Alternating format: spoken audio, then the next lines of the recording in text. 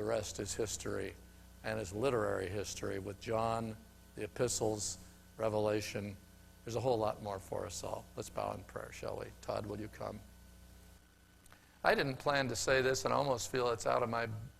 I don't want to alienate anybody by saying this. But please forgive me if this at all hits anyone as arrogant or presumptuous. But I'm hesitant to say, I want to say this by the word of the Lord, but I got to tell you subjectively, while I will not impose that kind of statement on you, subjectively, I wouldn't say it if I didn't feel it with that same degree of constraint that I usually feel when I will say, I say to you by the word of the Lord. But I'm not going to claim that authority. But with the same degree of passion subjectively,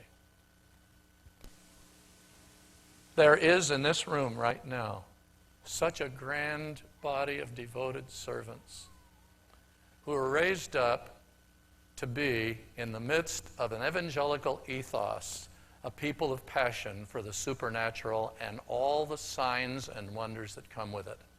That's my understanding of what God birthed Vineyard as.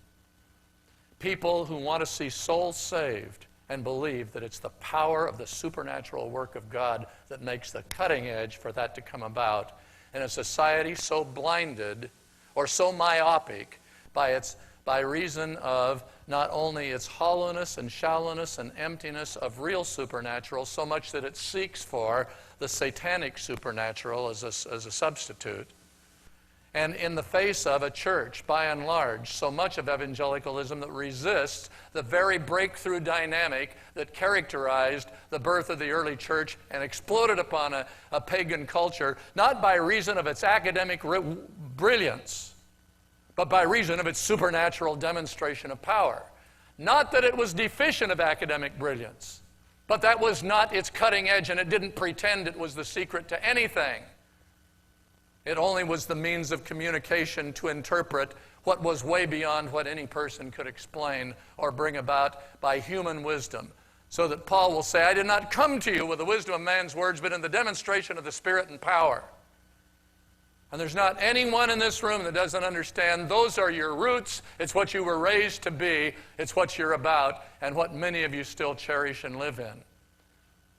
But you, at this many years into your living, your life as a movement, you are so vulnerable to living out what I watched and lived in. I entered the Pentecostal movement at the time it had come to the place that it was denying its birthright. Now, thank God it made a turn in the season called the Charismatic Renewal. Most of Pentecostalism experienced renewal itself during the Charismatic Renewal. But by the time I entered ministry in the mid-1950s, when I started in the ministry, we knew the doctrine. We believed it all. We would stand and say, absolutely, we salute to the belief, this supernatural power. We got the books on it. We can give you as good an intellectual explanation and defense for the reality of the contemporaneity of the supernatural as anybody you want to find. But the presence and the power wasn't in the church, and we weren't sure we wanted it. Because the handful of places that you saw it, it would oftentimes be either exaggerated or it would become an end in itself or become so criticized by sectors of the evangelical movement we didn't want to bear the onus of the thing. And it's one of the places that you decide whether you're going to live in the river or just know the map of where the river was. And I want to...